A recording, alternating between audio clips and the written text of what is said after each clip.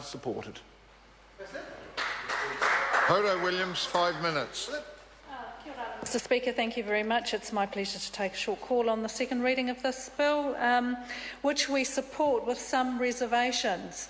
And why we have reservations is, of course, because we are hoping at some point this government realises that the recovery needs to be shared out amongst our people, that we all deserve a fair share of these prosperous times that the government is telling us about. I believe it's important to be very clear about the principles and the values that you stand on when you debate a serious issue like this. And I want to state categorically that fraud, and in this case fraud of taxpayer-funded institutions, is abhorrent. And when proven, those most at fault, they must be punished. But it's important to remember that as a general principle, and that it should be and could be applied in other areas where the taxpayer can be impacted. It's the most basic form of accountability back to the New Zealand taxpayer that their hard-earned money is being used appropriately and wisely.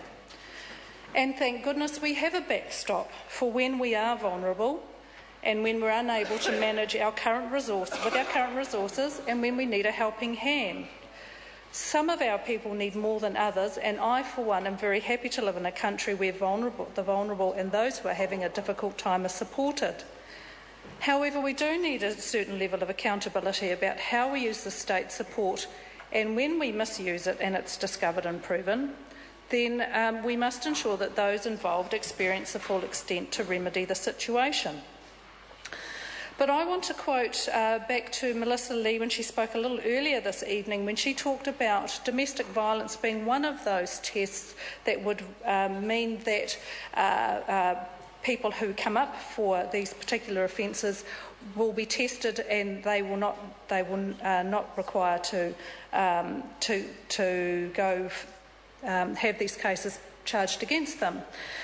And Melissa Lee also said that the ministry was competent at testing the women who would come under the domestic violence provisions to recognise domestic violence. Well, I would want to know, Mr Speaker, what that test actually looks like. Women who present with domestic violence issues are very vulnerable and potentially can be re-victimised if they're required to sit a test to prove that they are in a violent relationship. I would hope that this House would re-look at this particular test and see it as continuing to victimise women who are already under pressure of domestic violence. I want to quote what the Select Committee said, and I commend the Select Committee. It would have been interesting being on the Select Committee and listening to the submitters that presented. So the Select Committee stated that the amendments were designed to make it clearer for the criteria for liability on the part of the beneficiary spouse or partner who knowingly or otherwise benefits from an amount obtained by fraud. To be liable, the spouse or partner must know or be reckless as to whether the amount obtained is in excess of what the beneficiary is entitled to. That requires a certain amount of knowledge, and when I go back and quote situations where people are potentially in domestic violence situations, I would challenge that that is actually a test that could be met by many of our families. It also presupposes that some administrative error or similar has not occurred and caused the beneficiary to be put in a position of being overpaid. We've already heard several members in this House talk about this situation happening, and I understand that the level of administration work required to ensure that the declaration of income data for part-time work that is adequately captured in a timely way is actually quite huge. So that how can we ensure that beneficiaries are not inadvertently thrown into an overpayment situation?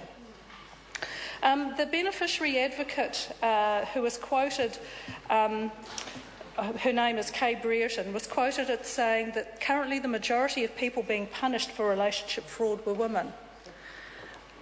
I have to go back to my previous statement about we are inadvertently victimising a section of our community without having good tests to prove that they are actually not being overduly pressured by the men in their violent relationships.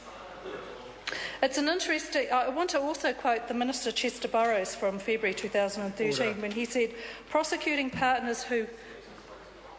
Thank you, Mr. Speaker. Julianne Genter. Thank you, Mr. Speaker.